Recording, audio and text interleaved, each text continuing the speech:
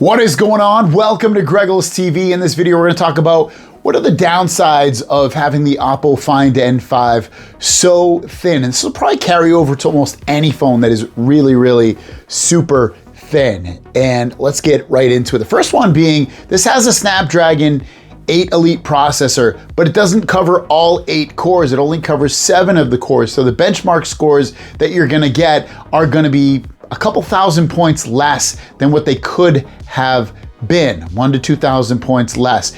And you know, not to say this is a slow phone, it's not, it's super fast. It can play all the AAA games, but as time goes on and those games become more demanding, this phone is not gonna age as well as the ones that have the full 8 cores in it. And the reason they can't put all 8 cores or have it run its top performance like the other phones could, like a regular slab phone, is because of the fact that it's going to run into thermal throttling, meaning it's going to be running really an intense project or a game or something like that, and things are just going to start to overheat on this, and it's going to become laggy and slow. So to me, that's a downside. I would want definitely this to be a little bit thicker so that I can get all the power and performance that was available.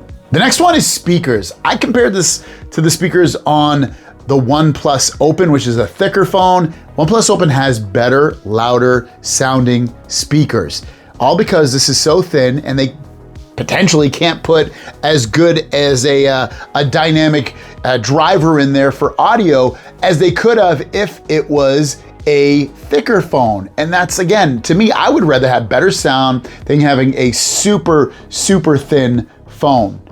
It's important for me as a user to get the best experience on the phone. I don't necessarily need the thinnest phone.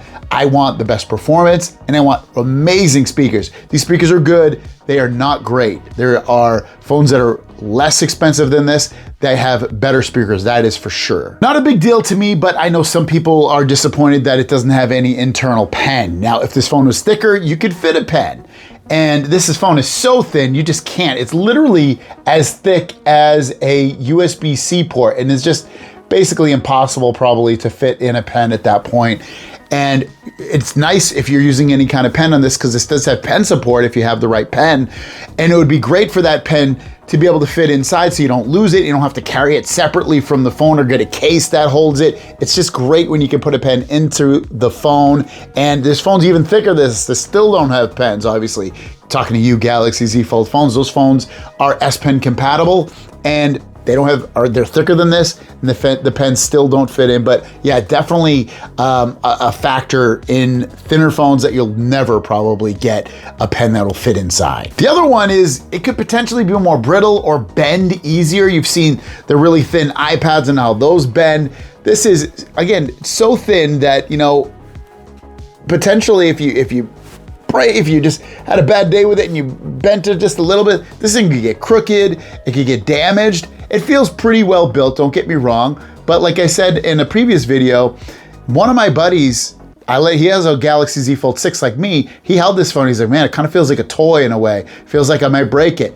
And that's something to say for that. I mean, again, it's really great engineering, don't get me wrong, but at the same time, to be concerned with something like that is a little bit dangerous. So, you know, it would have been nice, I guess, to have a little bit more thickness to this so that I didn't have to worry, is this gonna bend or not? And the last one being, they didn't put the best cameras in here. And to be fair, they usually don't on the folding phones, and it's mostly because they don't wanna make the phone really thick. But you can see, there is a camera bump, but these are 50 megapixel main cameras.